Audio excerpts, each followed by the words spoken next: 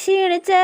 ഇല്ല നമുക്ക് കുറച്ച് സമയം റെസ്റ്റ് എടുത്തിട്ട് നടക്കാടി. എടി ഇന്ന് ആദ്യത്തെ ദിവസം തന്നെ നീ ഇങ്ങനെ മടി പിടിക്കല്ലേ? എടി മടിയല്ലടി, ഇങ്ങനെ റെസ്റ്റ് ചെയ്ത് വേണം നമ്മൾ രാവിലെ നടക്കാൻ. എന്നാ ഒരു 5 മിനിറ്റ് റെസ്റ്റ് ചെയ്യാ. ഓക്കെ.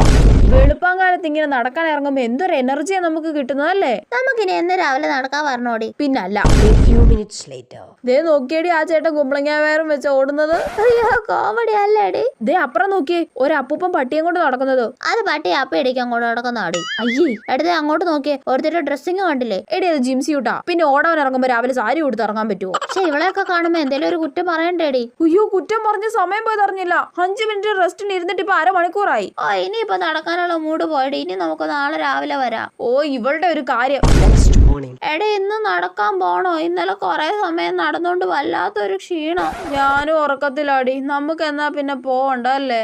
പോണ്ട, ഞാൻ ഒന്നുകൂടെ ഉറങ്ങാൻ പോവാ. Okay, good night.